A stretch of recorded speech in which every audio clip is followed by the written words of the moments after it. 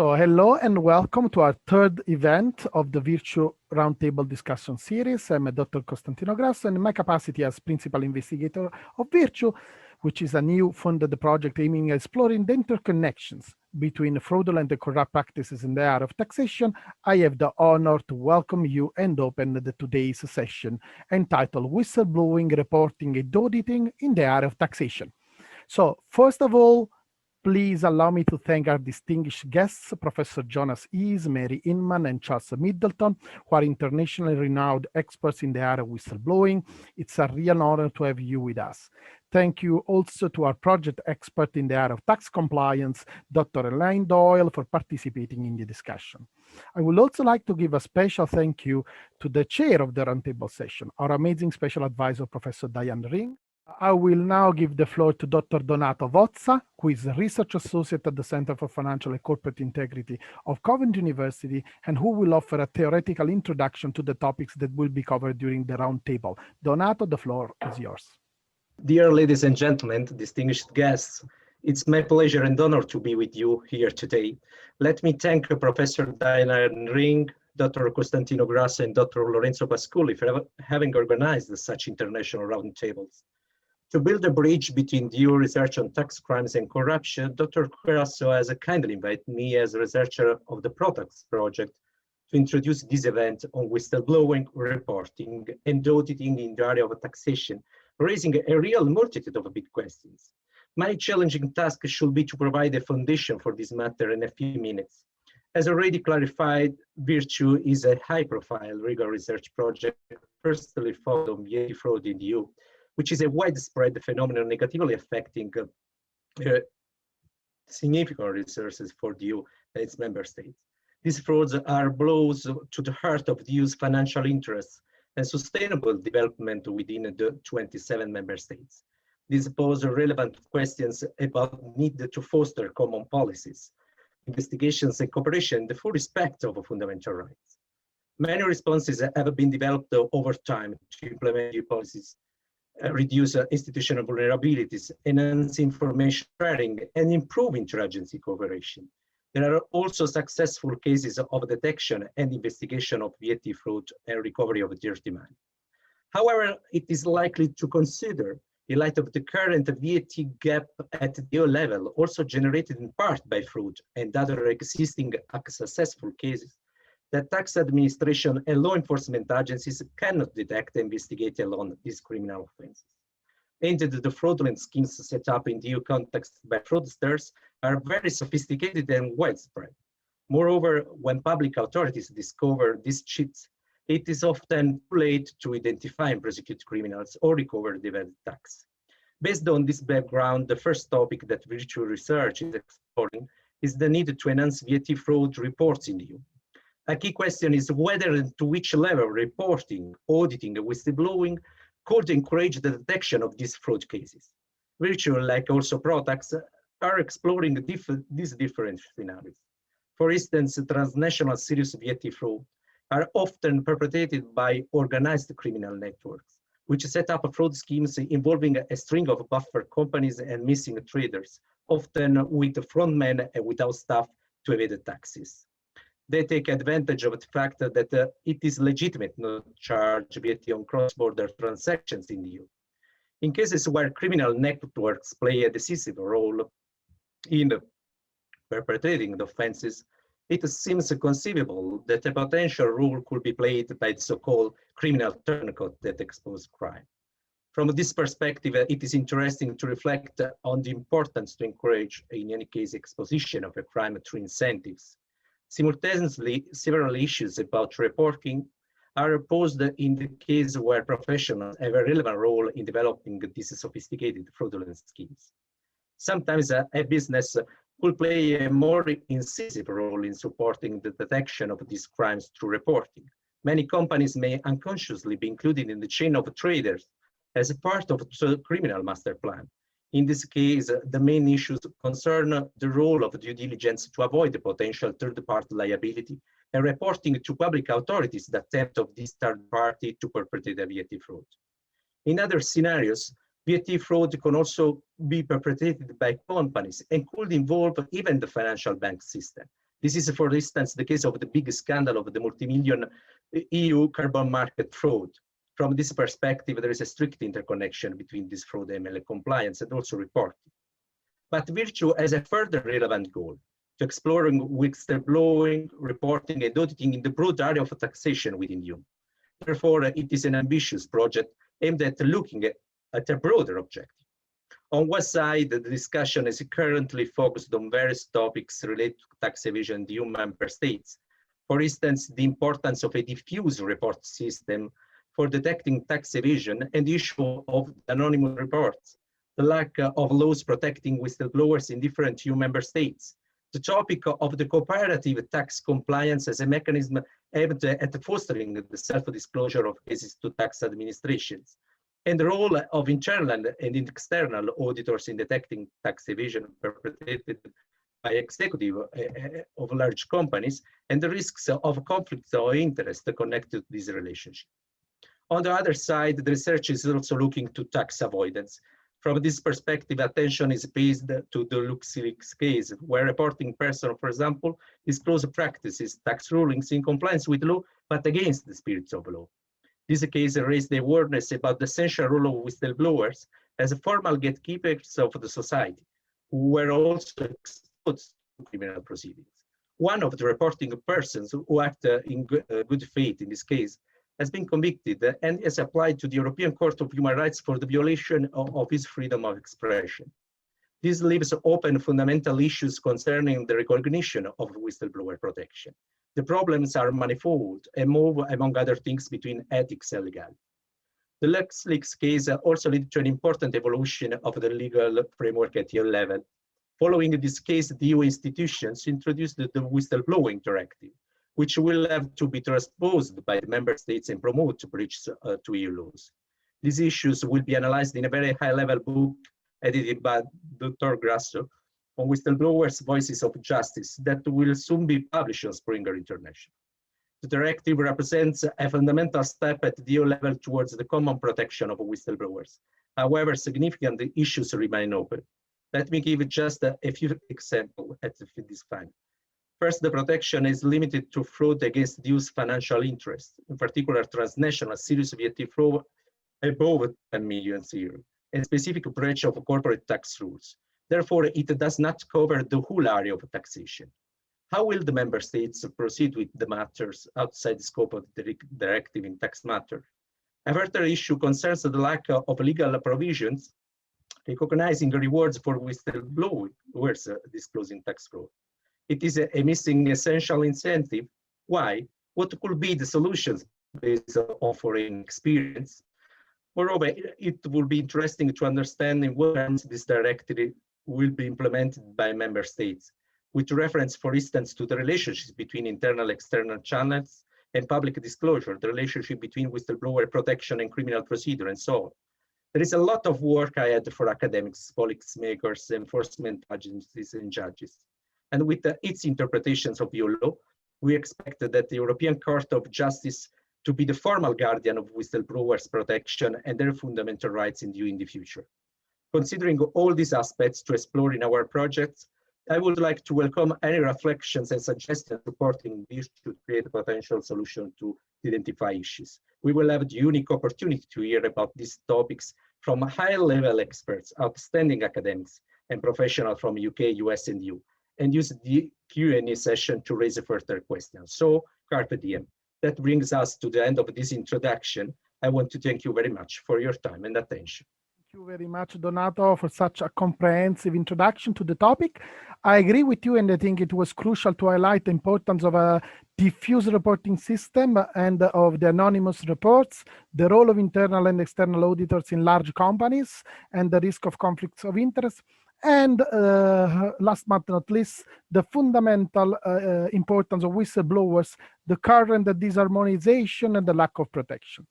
I will now give the floor to Charles Middelton, who is an international tax lawyer and whistleblower, and who will offer a brief speech putting our roundtable in context to the provision of valuable perspectives from practice. Charlie, the floor is yours. So I am a whistleblower. I'm now a whistleblower advocate, but I was formerly a senior tax officer at General Electric Company. I was a senior tax guy at Caterpillar and a senior tax guy at Walmart, and then a large private company that's called Oxbow, that's owned by one of the Koch brothers. So I've spent my career at the highest levels of tax planning, tax compliance in the world, US mostly, but a lot of international activity. While I was there, I saw various levels of compliance and cheating. And obviously there's a spectrum between the outright criminal fraud and sophisticated dishonesty with the help of accountants and lawyers. So my experience is more on the sophisticated dishonesty side of the picture. When a company does business in two countries, America and England, say, and their blended tax rate is say 25%, but the company's overall tax rate is 3%, something is up, right? And that something is the abusive use of tax havens. My experience was that I saw things that bothered me, and I raised them internally. I never went external until I was retaliated against. I see a pattern of, if someone raises issues internally, depending on the magnitude of the issue, if the issue is someone stealing from the company, the obvious response is attaboy, right? But if the issue is the company is cheating on their taxes, the company is cheating on their SEC reporting, etc., then the lawyers circle the wagons and try to protect the organization. And that frequently results in a bogus investigation where the company is found to have done nothing wrong, followed by an attack completely unrelated, but just happens like 3 weeks later, against the whistleblower. And then the whistleblower is fired for cause for some trumped up thing, and the whistleblower has the choice of fight the company or take the money, right? And so they have a tendency to offer you money to go away, and they ask you to sign an NDA. I may or may not have signed NDAs. I can't tell you, right? Because NDAs prohibit you from talking about NDAs. It's like Fight Club. So this sort of effort to silence people who are telling the truth about things that are going wrong is extraordinarily effective, right? There is a lot of fraud in the world. We don't have to think hard about whether that's true or not. I mean, look at the frauds that come out every year in and a year out, Wirecard, VW, et cetera, and look at the fines that are paid every year by big banks and others, right? We know there's a lot of fraud. We also know that whistleblowers are the number one way that fraud is revealed, right? The ACFE did a study which said that 43% of the frauds that come to light as a result of whistleblower activity. The numbers for internal and external auditors are less than 5%, right? The people who are supposed to be looking for it and don't already know where it is, don't find it, either because of willful blindness or because they're not good at their job. It's my opinion that they're good at their job, right? They find reasons not to disclose it. They resign rather than disclose it, or they get an opinion from the lawyers that says it's all okay, despite I think Wirecard is a great example. How could they possibly have gotten comfortable that it was okay when they were missing almost $2 billion in cash? 1MBD is a better example. How can they possibly, the external auditors, have gotten okay when in a $5 billion portfolio, it had almost no legitimate investments? It invested in a movie that made money. Other than that, it was all fraud. Yet multiple Big Four accounting firms said everything's cool. And so and Goldman and law firms, et cetera. So fraud is a problem. Whistleblowers are the solution, and whistleblowers are beaten up. So the question is, how do you get whistleblowers to talk? And I got to tell you that one of the things I was asked to address is, what does it feel like to be a whistleblower? And I got to tell you that it's lonely and it's scary. I'm friends with a couple of people who engaged in litigation with their former employers over whistleblowing issues, and their former employers have large legal teams, and they are willing to fight as long as you have money to fight them, right? There's significant animus against whistleblowers, notwithstanding the recent, everybody says they love whistleblowers. Not if you look at what they do. If you look at what they say, absolutely. But if you look at what they do, it's not so much, right? Management is willing to spend as much of the company's money as it takes to crush the whistleblowers. It's an agency risk problem. So let me one of the other things which I was asked to talk about is tax audits. Why are the taxing authorities less effective in finding tax fraud? And I got to tell you, the reason is because it's very difficult to be a tax auditor. If you go into a company and you don't understand the company, and you're supposed to understand it well enough to challenge the people who are smart and hardworking and well paid, and tell them, no, the things they're telling you aren't true. You're going to tell them, how they should have complied with the law. I mean, think about when you've gone to a company. How long did it take you before you felt confident knowing what was going on? 6 months, a year, 2 years, right? It takes a long time to understand a complex organization. And if you go in as the tax auditor, you're being gaslit, right? The people in the company are systematically feeding you untrue statements. So it is very difficult to perform an effective tax audit of a sophisticated taxpayer that is trying to bamboozle you. There's literally only one way you can do it, with the help of an insider. And people want to tell the truth. You just have to create the right incentives and lack of disincentives.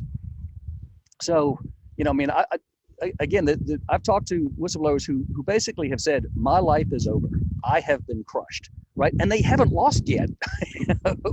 It's a very difficult fight. It's a very difficult place to be in. Your friends are part of the company. Your social relationships, people have to choose sides. It's like a divorce. And, everybody else, loves your wife. So one of the other things, an exception to NDAs is you can talk about things that are in the public knowledge. So I was a senior officer at Walmart, and one of the things that happened when I was there was I discovered some non-compliance, and I brought it to the attention of my bosses, and I got a very strange response. I expected the response to be, okay, good, let's fix that. But the response I got was, don't look at that. Don't deal with that. Go look at this other thing. Do anything else but that. And it took me many years to figure out what was up. Well, it turned out that I was looking at tax planning for Mexico, and Walmart had been told by a whistleblower that there was an organized bribery campaign in Mexico to open stores, and they did not want more attention put on Mexico when they were already hiding from the SEC this bribery scandal. So the bribery scandal was unearthed in 2005 by a whistleblower. Walmart waited until 2012 to disclose it to the SEC because they thought the statute of limitations will have run by then. And they finally settled with the SEC in 2019, at which point they disclosed that not only were they paying a $300 million fine to the government, but they had paid almost $1 billion to their law firm and to the law firm of 30 officers to defend them for lying to the SEC on the Sarbanes disclosures, right? The Sarbanes disclosures just don't work. The voluntary compliance system just isn't working, right? You can be very sophisticated in the way that you write these disclosures so that you technically disclosed it. If you knew where the issue was, you disclosed it. If you didn't know what the issue was, you don't have a clue, right? If you list a list of 10 risks, and the real one is one of them, and it's said in generic terms, that's not a real disclosure, right? We might get hit by lightning. We might be engaged in conduct in foreign jurisdictions that may violate the law, right? Translation, the first part, nonsense. The second part, we're paying bribes, right? So I think we've done the experiment on self-regulation. It doesn't work, right? We need whistleblowers, and the only way we're going to get whistleblowers is if the whistleblowers aren't crushed.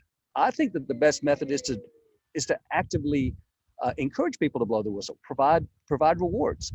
If you provide rewards, the whistleblowers will come forward, and fraud will decline, and that's a virtuous circle. It's not like everyone's going to get rich on being a whistleblower. It's going to work for 5 or 10 years, and then people are just going to stop committing as much fraud because it won't be profitable. I have one more thing on my soapbox, and that is the business model of tax planning. Right, so I talked before about this, the hypothetical company which does business in England and America, and you know, the blended rate's 25%, but their rate's 3%. So how does that work? Well, with a tax haven. And that tax haven could be Switzerland, Luxembourg, you know, Bahamas, and you know, so you've got the CFO doesn't come up with this grand sophisticated structure. You know, what happens is somebody pitches him the idea. And that somebody is the most effective competitor in the tax planning space right now, which is the Big Four. The Big Four learns on their dime how a company operates, and then they pitch a tax planning idea. And they say, this tax planning idea will cost you, you know, $500,000 to execute, and it'll save you $10 million the first year and $10 million forever after that. That's a pretty good value proposition. That's an easy sell, all right, if it works. And so what you have is kind of this race to the bottom. Everybody's dreaming up, you know, better and better schemes, and the IRS is outgunned. You know, they come in and they get a transfer pricing report from a PhD in economics that says that yes, actually that we made all of our money in Bahamas. Go figure.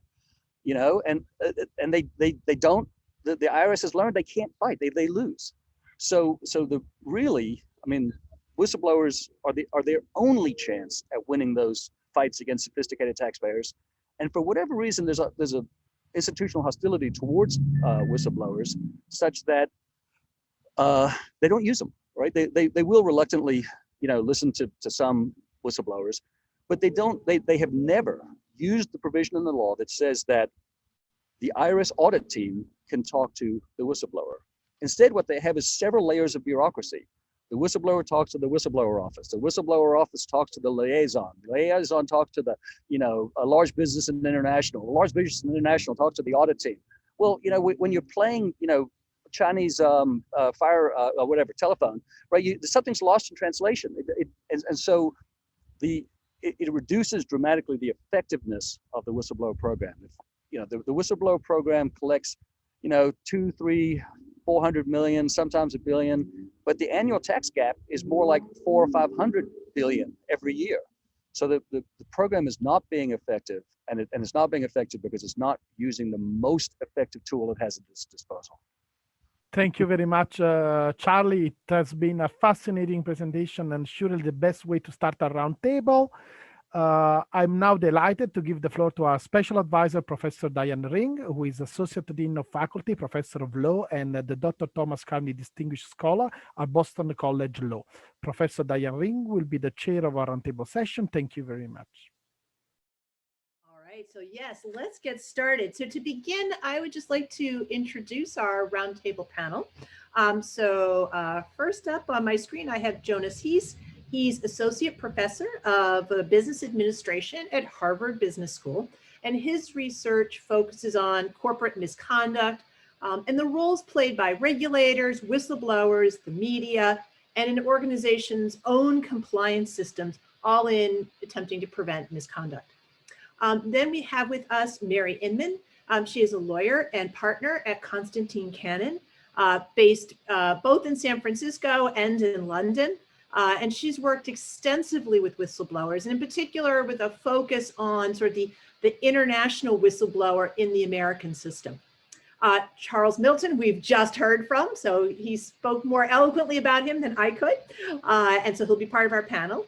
And then Dr. Elaine Doyle, she is Senior Lecturer in Taxation at the University of Limerick, and also a VIRTEU Research Associate in the area of tax compliance, so perfect fit for this panel. And her work generally focuses on professional ethics and risk management in taxation. All right, before we dive in, I just wanted to explain our format. We're about to start the roundtable portion where the roundtable members I've just introduced will be spending the next 40 minutes or so discussing these issues. At the end of that time, I will ask the recording to be turned off and we will go to our Q&A session for about 30 minutes. For those of you who are listening, if you have questions, I encourage you to signal that in the chat function, maybe even write them down now as you have that question. And then when we come to Q&A, Dr. Grasso will be sort of handling that and letting you know sort of when your time is up to ask a question. And so we'll run that for about 30 minutes with the recording off.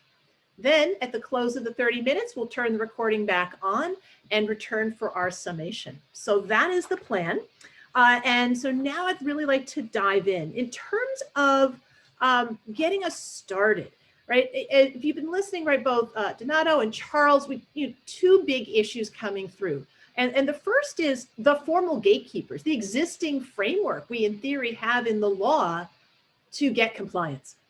And then the sort of reality of a world of whistleblowers that follows from that. And so although I think we're going to spend the bulk of the conversation on whistleblowing, whistleblowing programs, et cetera, I did think we should start a little bit first with the formal gatekeeping system, just to get a little bit more of a sense of what that structure is and where it's not working, where it's going wrong, and ultimately how it might intersect with whistleblowing. So I guess I'd start out by just asking the group, how do you think about who are the major sort of gatekeepers, formal gatekeepers that we expect in terms of securing tax compliance, and what are their roles? How do they differ? So anybody who sort of wants to start by jumping in. Yeah, maybe I could jump in if that's okay with everyone.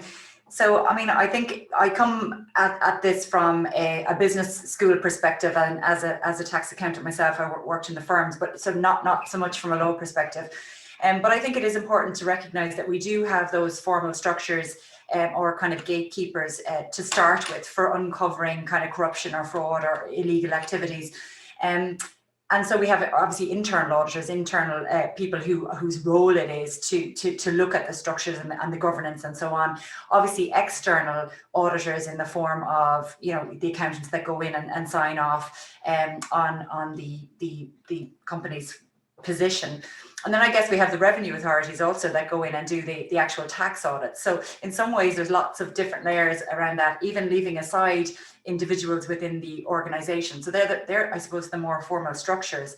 And where I find it, Charles mentioned complexity. And I think the complexity also comes in for the fact that you have tax advisors working within organizations like Charles was. So you have a good in-depth knowledge of what's going on in an organization and a better overview of the kind of structures they're using. But then often organizations will also use professional advisors. So that adds a whole other layer of complexity. So you've got accountants advising, you've lawyers advising, and you've got tax practitioners advising, whole teams of them working with the internal tax function. And again, where they fall, in some ways, if they see wrongdoing, they're not really formally whistleblowers as such, because they don't work within an organization, either as employees or former employees. And their duty, I guess, being paid a fee, is to their client, who is usually the financial controller of the organization. And they do have a professional responsibility and an ethical responsibility to act in the interests of their client.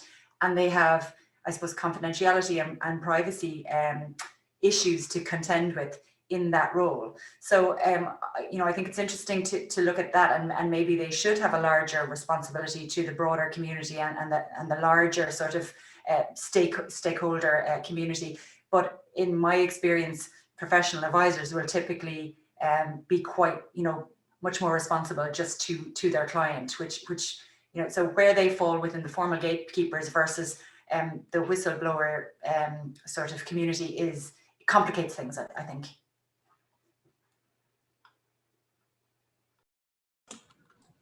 Maybe can I? Oh, sorry, Mary, go ahead. I would just add really quickly that I agree with Elaine's ticking the sort of setting who the gatekeepers are. I think one of the areas that I like to focus on is the role of the big four accounting firms in being quote unquote the gatekeepers. One of the things that I find most disheartening is that you see companies like Disney who've had the same auditors from inception. Right. And so what does that function anymore? Right. I think one of the things we need to get back to is that actually an actual rotating of them, because you become so close, right, that there's not that objectivity that you need. So, I mean, that's just one concrete example to me about how it sort of changed. The role is much more of a friend to the company than an objective auditor. Yeah, and maybe along the lines, I guess, and building a little bit also on Charles' earlier point and his anecdotes, you know, from a researcher's point of view, the question always is it just an anecdote, and do we hear only the stories of the whistleblowers that suffered a lot, or is there actually something systematic going on? And what I actually did in my research, one of the nice things about this thing called the False Claims Act is you can actually get all of the data and all of the lawsuits that are filed by whistleblowers. So you can collect all of that data and see what is the reason that those people contacted the authorities, that they actually filed a case. And it is precisely what Charles said, and let me be a little bit more precise here. Number one is typically whom do they report the issue to? They talk to their supervisor, management. They rarely use something like a confidential channel, like a hotline or something. There can be many different reasons. Maybe the hotline doesn't work, or they don't even have a hotline, and so forth. And then number two, the big thing is what happens then? The company typically starts to retaliate against the whistleblower. So I think the role of management as a central gatekeeper here in how they're treating whistleblowers is a really important thing. And I think there are basically two types of firms. One set of firms understand that essentially every employee is a risk manager, so it's a great resource to detect problems early on. And then there's another set of companies that really goes after those whistleblowers. And then the question is, how can you protect them? And so what you see is, in terms of the cost that Charles was also referring to, what I find is I get almost 40% of those cases. So I study as a sample of more than 2,000 lawsuits brought by whistleblowers. In almost 40%, they're losing their job. They're unemployed for at least a year. They face significant loss in income, like roughly 10% less over extended periods, like 10 years of time. So it's not like a one-year thing or something. It's really a persistent factor. And I think the last point that I wanted to make is, I think that what Charles said here comes really into play. Then I think we have to think differently about these financial rewards. It's actually not a reward, it's a compensation for the loss that you incur as a whistleblower. It's not that you're a rich man automatically. In fact, what I'm estimating in this panel, the problem is we focus, the public discussion focuses on a few people who get a lot of money, but the average whistleblower doesn't get that much, especially after you deduct the costs for people like Mary, the lawyers that also want to have their share of this, so for good reasons. And so there is not that much money left at the end. Before we dive more into the whistleblower thread, Jonas, that you were getting at, I wanted to pick up on something that you had mentioned, but it's also coming from the other comments, which is, the suggestion that there wasn't much the whistleblower could do internally, right? So again, the formal structures really don't seem to be there working. And so to think a little bit more precisely both about the sort of internal lawyers, the hired lawyers, and then the auditors, right? Those sort of three different groups. How do we strengthen and where have we failed in terms of strengthening their obligation, right? Because they're in place. So nominally, you easily came up with several key touch points in the system of people with some measure of formal duty. It may be to a client, so that may be part of the problem. The client isn't broadly defined. It may be professional ethical responsibility, so lawyers do have some duties beyond their client. And then again, with the auditors and sort of that relationship. So this all reminds me, and Charles, it came up even when you commented, but when Sarbanes-Oxley first was enacted, The reaction that I heard from those inside, major corporations right away was one of tremendous panic and stress. They were pretty sure they were going to be hauled off to jail. And then it quieted down. I went to the same events year after year, met with the same people year after year, and I never heard that again. And so for the moment, they thought it was going to somehow be a stronger constraint on their performance of their job, their duties, their standards, but it didn't seem to play out. And so, if we were looking to sort of at least keep with our formal gatekeepers, don't completely dispense with that and try to have them do more, where do you see sort of possibilities there? I think that it makes sense to bifurcate, to create two piles. One is the gatekeepers and one is the accomplices. And objectively, realpolitik, who's an accomplice and who is a gatekeeper. So the first person would be the tax manager who prepares the tax return in the case of a tax issue, right? I mean, it prepares the tax return and they prepare the financial statements which prepare the tax expense. And then their boss reviews it, and then internal audit, their company reviews it, and then external audit reviews it. The CFO has to sign off on it for Sarbanes-Oxley. The lawyers have to sign off on it internally and externally. And finally, it gets to the regulators. And the firms that have provided this assistance have a lot of revolving door action with the regulators. So I'm trying to figure out who doesn't fit in the accomplice pile, right? I mean, certainly the people who work for the company are pursuing the company's agenda. Certainly the people who are paid by the company are pursuing the company's agenda. That's the accountants and the lawyers.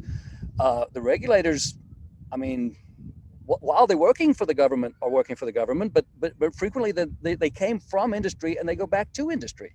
So we're all accomplices, right? I mean, what gatekeeper?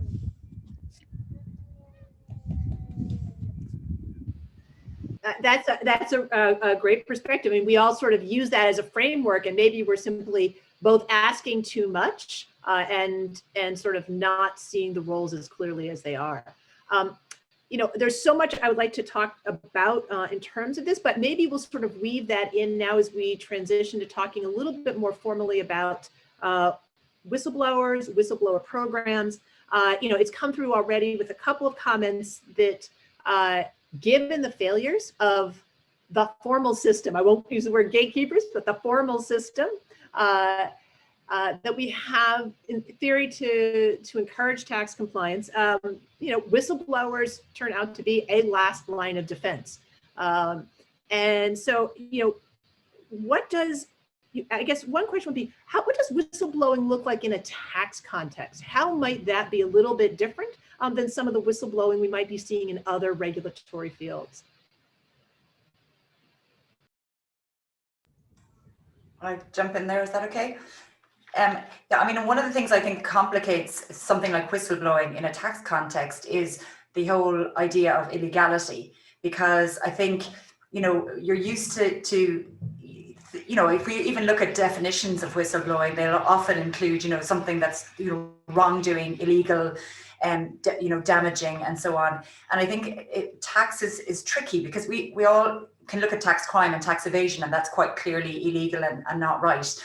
But I think the tax avoidance and the fact that there is a range from planning, which is sensible, right up to really artificial and manipulative structures that are deliberately trying to exploit the chasms between different jurisdictions. So there's such a continuum there that at what point, I suppose, does somebody say, well, actually, this is wrong, because the defense is, well, it's not illegal, it might be unethical. And I think that's the difficult path for a whistleblower to put themselves out there when actually the defense is, well, we're not doing anything that's actually illegal. So then does the legislation, I suppose, even cover something like that? I think that certainly, again, with the complexity theme, it's a little bit more complex maybe than something perhaps environmental. Go ahead, Charles. Go ahead. What I was going to say is that in the tax law, there's laws that are not enforced. For example, there's a business purpose judgment, a business purpose rule that says that if you do something for a tax benefit and not for a business purpose, you don't get that tax benefit. But the IRS never wins that, right? Because it's so subjective. And there's anti-abuse rules. You know, many sections of the IRS, you know, tax code, U.S. tax code, have anti-abuse rules that say if you do this thing just to achieve this abusive tax result, you don't get that abusive tax result. But those rules again are not enforced because the IRS finds itself losing. I want to amend my prior thing about who are the gatekeepers. I thought of one person who's gatekeeping. It's Mary. Well, thanks for that segue. I'm gatekeeping only in the fact that we're vetting cases to figure out which ones we think are, and it's an important role. It's a very important role, right? I have an ethical obligation to only bring cases that I can support. When you asked the question, Diane, what's the difference? What's unique about whistleblowing in the tax space? I would say one thing importantly, and again, I want to broaden this out to more than a US perspective, but and we can talk a lot about that in a minute, but just speaking about the US, the IRS program, which came into effect, the Whistleblower Reward Program came into effect around 2006. It is unique because it doesn't make the distinction between tax evasion and tax fraud. Any violation is sufficient for them. So I think that's a great leveler, right? So I think that's one piece. And I think the other piece with tax whistleblowers, probably true of many other areas, but I think particularly unique to tax is that because of all the inchoate and machinations that go on that Elaine and Charlie and Jonas have talked about, it really takes an insider to unpack all that. How do you as an external auditing function, how do you ever figure that out? Because it's by design, a lot of these frauds are difficult to penetrate. So I think that's unique. That's not necessarily unique to tax, but I think it's particularly applicable to tax, that folks like Charlie can see sort of what planning went into it. And I think that's something that's hard to detect from the outside. And I would point out that in the case of the Big Four led tax planning, there is a lot of documentation that doesn't make it to the IRS. Right, a Big Four accounting firm pitches a tax idea, and it's a 20-page PowerPoint chart that says if we do this, we get this tax benefit.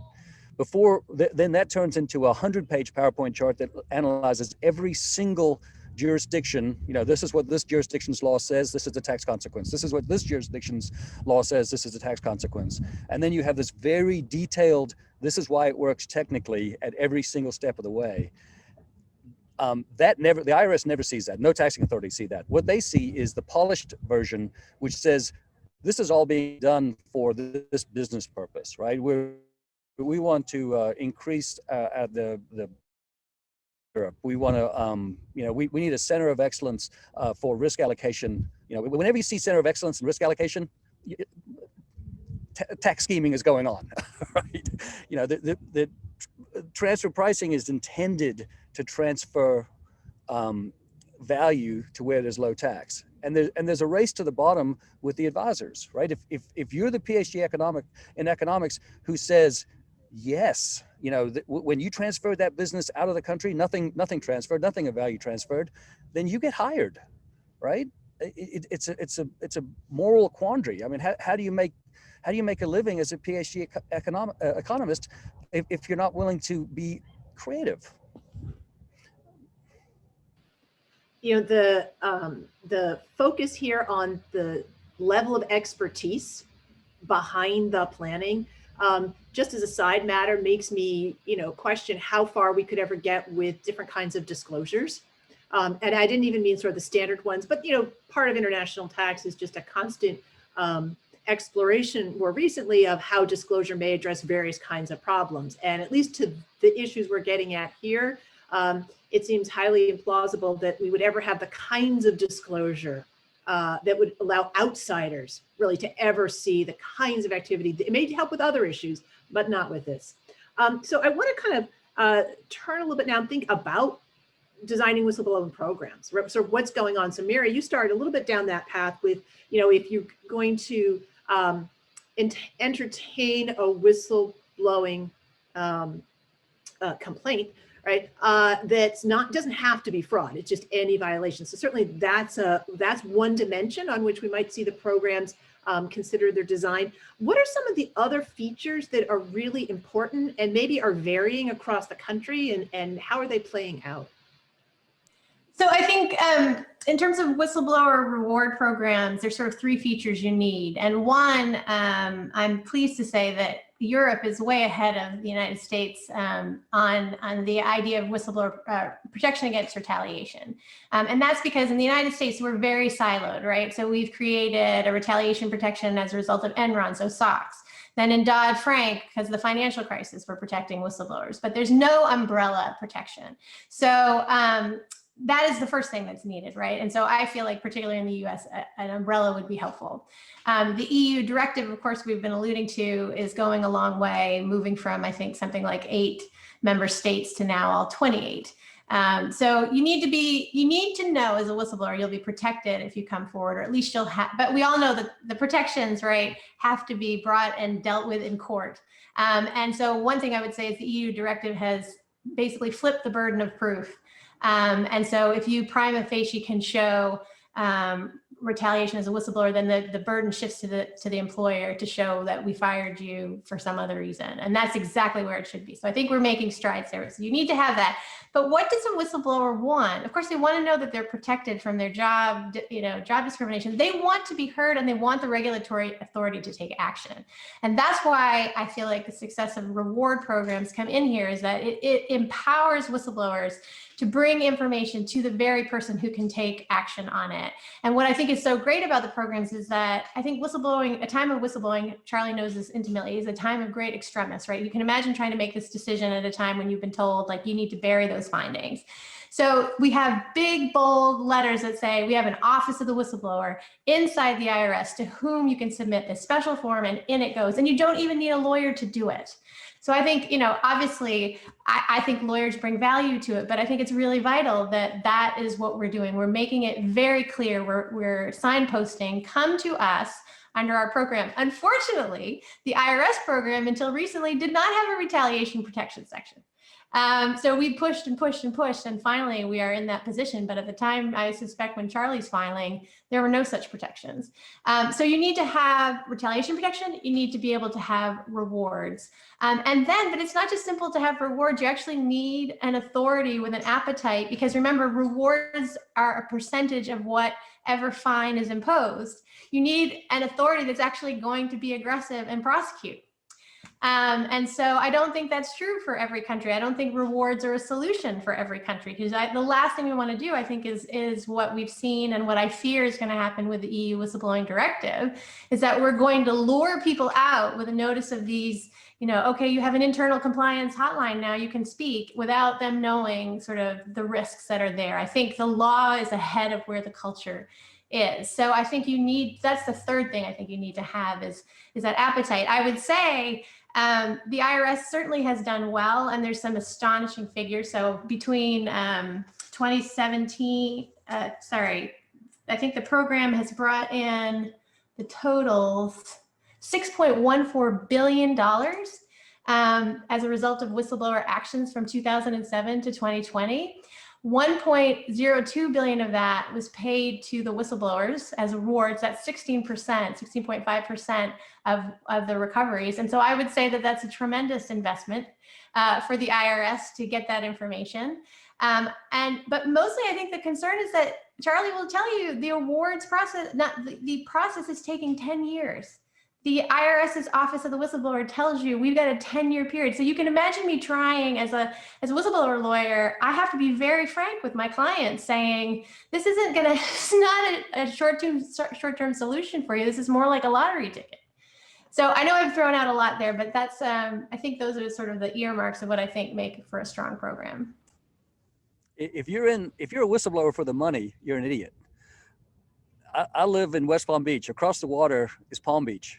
There's house after house after house after house that's 10 million, 20 million, 100 million, 0% whistleblowers, right? I mean, stay at the top of your company and you will get rich. It's a get rich slow scheme.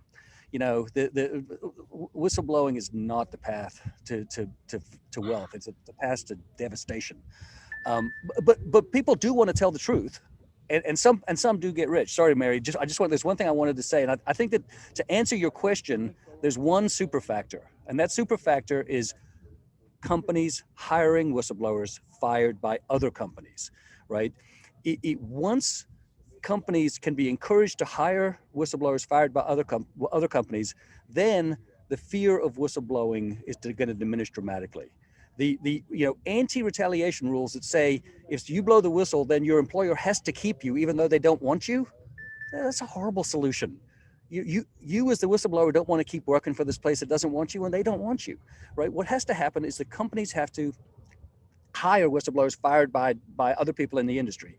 And the only way to do that is with regulatory pressure. If you look at a company, say a company gets caught cheating, and you say, okay, well, we think that the fine should be $10 million. That'll discourage it. But then you say, okay, well, they've got 100,000 employees. How many of them were fired by as a whistleblower by another company? Oh, that's 0.000%. Oh, sorry. Well, in that case, the fine's 50 million, right? Because you might talk about not retaliating, but you are retaliating, right? You're choosing not to hire whistleblowers. There's unemployed whistleblowers out there that are qualified to do the jobs.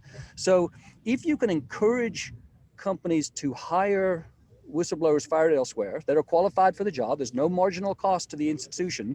You're not creating a job of being a whistleblower. You're not creating a job in the compliance department. You're hiring a tax guy. You're hiring an accountant. You're hiring a truck driver, right? This person who's qualified to do that job.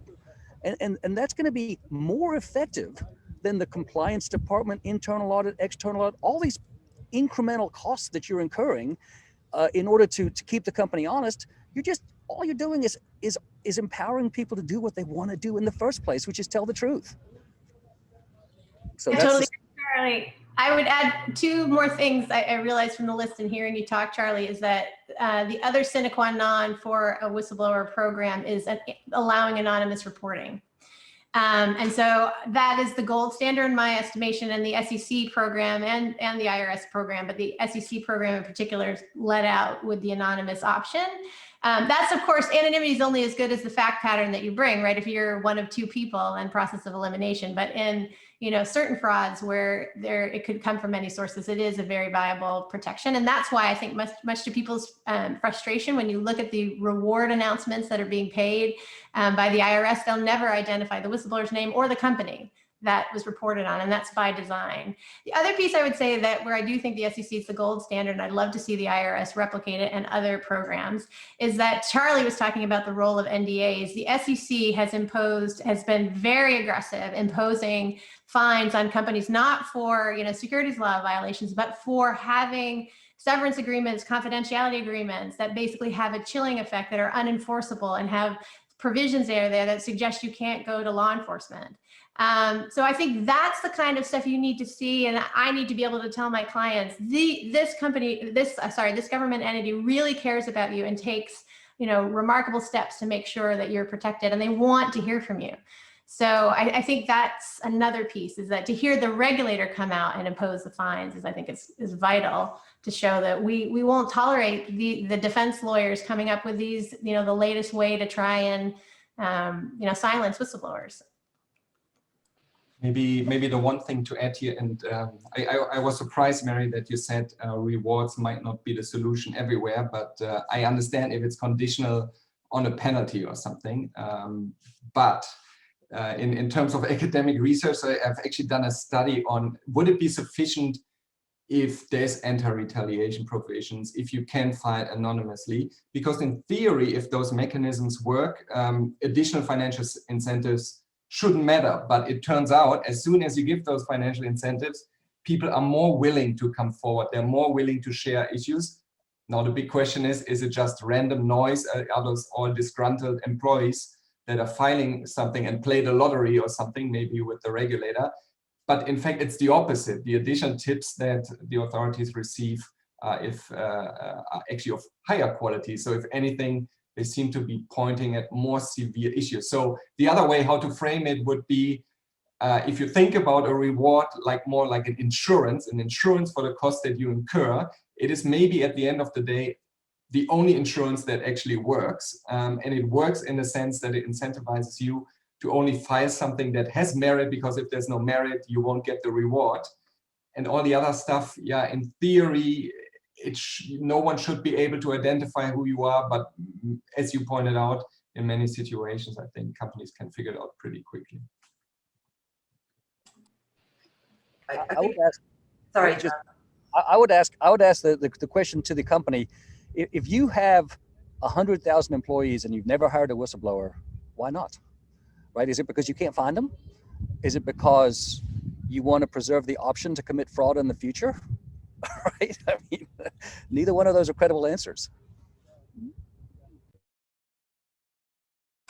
I think as well, though, I think you alluded to it earlier, Charles, like in some ways, if you have strong whistleblowing legislation with high incentives and so on, I mean, the optimal result is you'll never need them because companies will actually become honest because there's too much of an incentive for somebody to whistleblow if they're not. So it's a self-fulfilling, I suppose, prophecy that the best result is that you don't end up with whistleblowing or giving out incentives because you don't need to anymore. Is judo. It's using capitalism against capitalism's flaws, right? I mean, you know, capitalism has flaws. People can be excessively greedy. So find somebody who, you know, who's greedy and preferably good looking and charming, who can go and you know, make them pay, right? That'll fix the system. You need checks and balances. Jonas, I want to actually come back to something. I know that you had some thoughts before that you had mentioned about sort of the role of the regulatory authorities themselves in running the whistleblowing programs, maybe how they're selecting particular tips. And so I just wanted to get your perspective on how that fits into this. Yeah, so that gets, we're back to the gatekeepers here. So what I actually did, and I also posted that, that study here in the chat for everyone, is again under this False Claims Act, which maybe it's not so nice for the whistleblower, but it's really nice for academics, is you can actually identify who was the whistleblower and what really happened to the cases. So did the Department of Justice pick up on that case, or did they let the whistleblower do it on their own or even drop the case? And so the nice thing is you can collect all of those cases and see which are the cases that the DOJ is more likely to investigate and bring all the way to the settlement, and which ones is it more likely to ignore. And something that's maybe a little bit less well understood is the Department of Justice is like a profit center for the US government. So they want to get the money, they want to collect a lot of money, and those people who are in the DOJ, they also have career incentives like all of us do. And so the two key performance metrics that the DOJ has, win a lot of cases and collect a lot of money. And so basically, in short, maybe not a big surprise, but that is then also reflected in the types of cases that the Department of Justice is more likely to select. So they're more likely to go after easier to win cases and maybe companies that have deep pockets.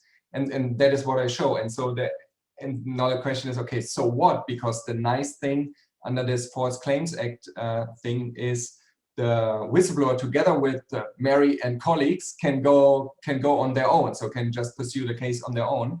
But the problem is the likelihood of settlement or like monetary rewards is much, much lower. And in turn, maybe also not a surprise, but the company is also much more likely to make changes to its internal compliance and control systems, so essentially to mitigate future fraud, if the case was brought in conjunction with the DOJ. So it has huge implications for this whole environment. And at the end of the day, of course, and Charles was referring to that earlier, the regulators, they play a key role here, a key gatekeeper role in their behavior. At the end of the day, trickles down within the whole system. It affects the cases that Mary will select to bring to them, and it affects the whistleblowers in whether or not they're actually willing to share the cases and bring the cases to the regulators. I think another thing that the data shows very clearly, I don't know if your research goes into this, but you know, before the False Claims Act permitted plaintiffs to go alone without the DOJ published the numbers on how much they collected for, you know, people fraudulently defrauding the government, right? And the numbers were small. They were, you know, $300 and $400 million a year. Now they're $3 billion a year. So this sort of public-private partnership works very well. And I think that's one of the reasons why the IRS whistleblower program is so ineffective. I mean, notwithstanding the nice things that Mary said about it, it collecting $6 billion over 13 years when the tax gap is $450 billion every single year, right? What's the percentage? I can't do the math in my head, but I know it's way south of 1%, right? And 0.01%, right? It's abysmal, right? Now, if we had, like New York State has, a False Claims Act that allowed plaintiffs to go after taxpayers who've cheated the government, they would drag the IRS along with them, right? If the plaintiffs could have the discovery and they could prove it, the IRS isn't going to sit there and go, well, go alone. They're going to join the good cases. As you said, they're going to select the best ones.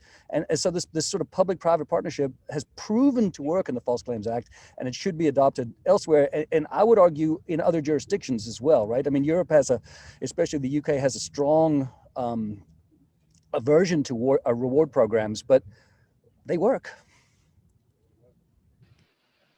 Maybe one mini comment on this is, so yeah, I fully agree. It's actually, if you think about this, it's very efficient. You're saving public resources, taxpayers' money, because you're kind of leveraging that there are people like Mary who then take on and incur all of this cost and do part of the investigation for you. So I think it's a great idea, and it typically seems to be working well.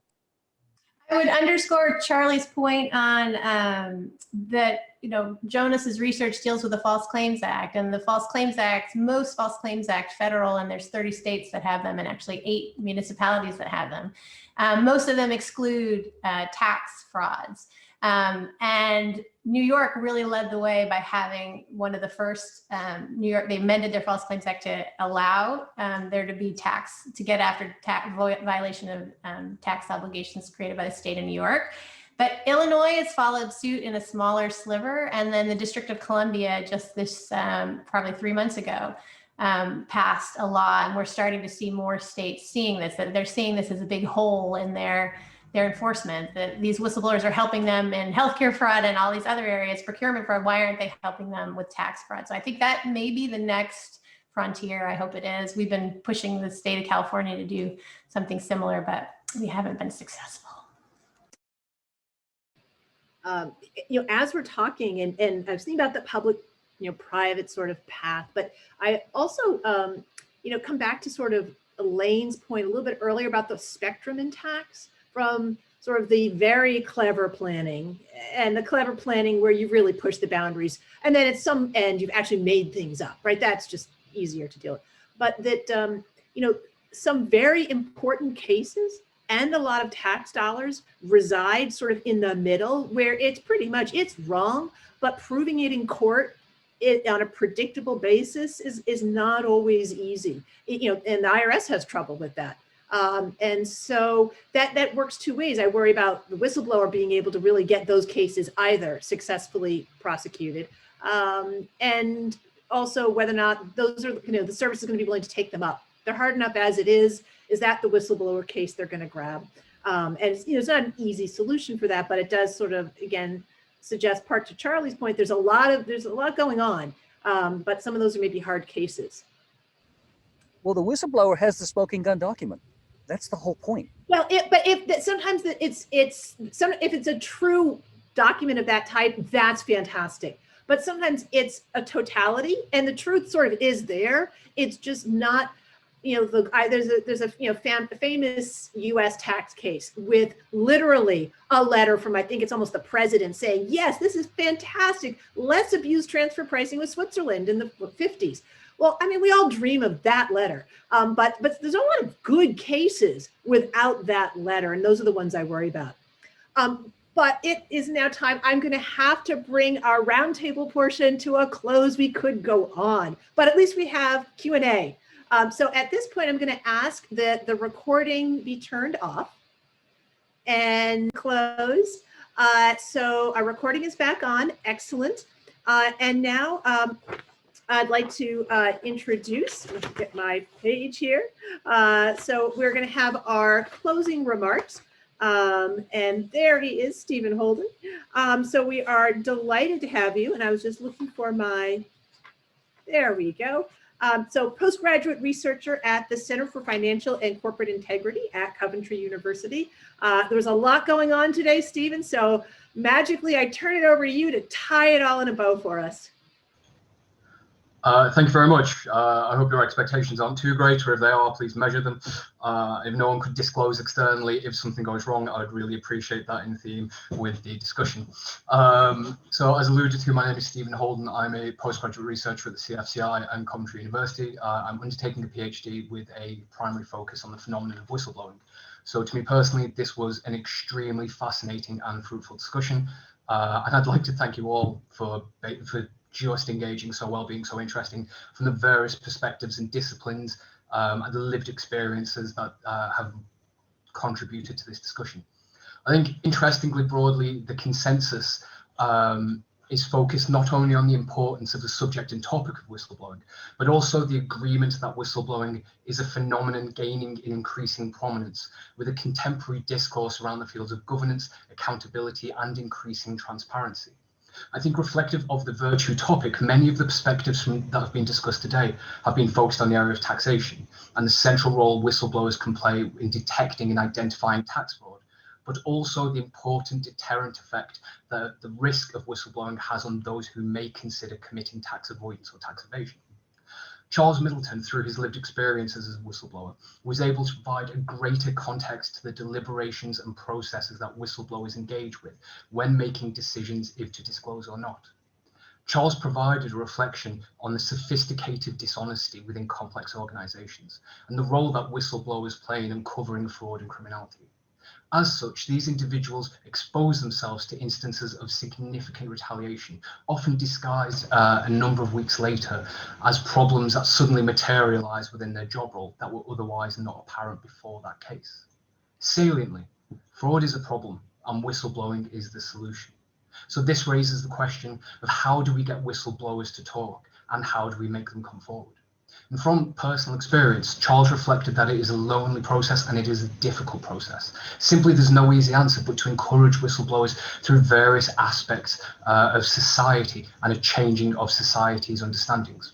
It may be argued that the detection and identification of fraud and financial impropriety is the role of auditors. However, large corporations have become so complex and interlaced that masking fraud has become increasingly easier, and therefore the reliance on whistleblowers has grown. Yet, reflective of this regulatory failure, we expect the disclosing parties to make such significant risks in pursuing societal goods and pro-social behaviours, reflective of whistleblowing being one of society's primary means of detection within an organisation. And therefore, in order to encourage individuals to blow the whistle, it was suggested that rewards are offered to whistleblowers and that this encouragement will help to overcome that fear the disclosing parties have in coming forward or the impact in retaliation. And in turn, this will act as a greater deterrent to corporations engaging in wrongdoing and reduce the cost risk benefit that organizations seek when considering should they engage in wrongdoing in the first place. Following that, the discussion was broadly split into two areas. Those of formal gatekeeping and those focused saliently on whistleblowing. Firstly, we focused on the role of gatekeeping. And drawing upon her groundings in tax expertise, Dr. Elaine Doyle established the focus of the requirement for more research in tax practitioners, and as such, external advisors who advise corporations as means and methods to evade tax and means through which to avoid detection. The gatekeeper, there to require regulatory compliance and secure tax compliance, is both internal to the organisation and external, for instance, auditors. But there are also tax authorities with responsibility to ensure these organisations are compliant. And these problems come, however, through the use of these same professional advisors working within internal tax systems. Yet they are not employees of the organisation, but they do have responsibilities to the organisation. Adding to this, Mary provided a role of the Big Four auditing firms and contextualized it against that, with the unhealthy relationships they have within the between these companies, becoming more of jovial and friendly rather than a critical friend or somebody analysing a problem within the organisations. Increasingly, this may be understood as the role of the auditor removed somewhat from their responsibility towards shareholders and assuring shareholders, but more one of earning money simply from an ongoing relationship with the organization.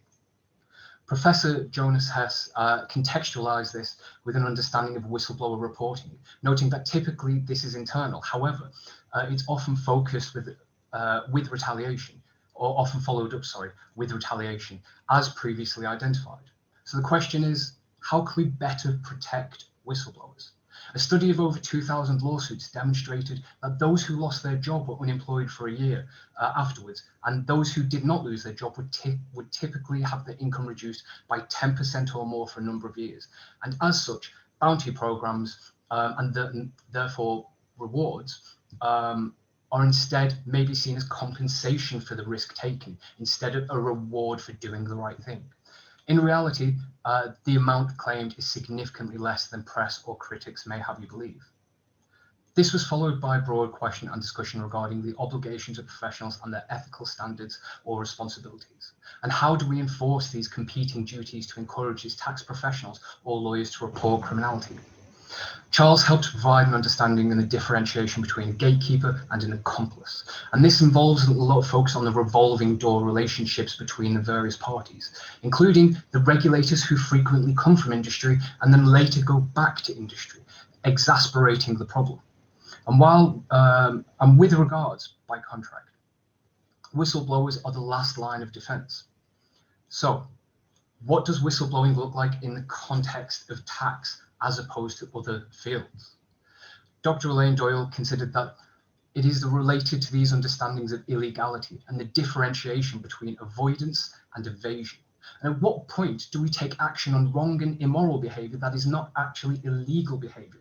And what is the best way to encourage a whistleblower with knowledge and an intimate relationship with immoral and wrongdoing within an organization, but not necessarily illegal conduct? And especially when we look at that within the realm of the inherent risks that whistleblowers face. Merriman considers the differentiation between tax whistleblowers and others within the role of the IRS in the US system, and how they do not necessarily differentiate between evasion and avoidance, and it simply needs to be a breach of standards. However, tax fraud is significantly harder to detect and is complex by design in order directly to avoid this accountability and this clarity.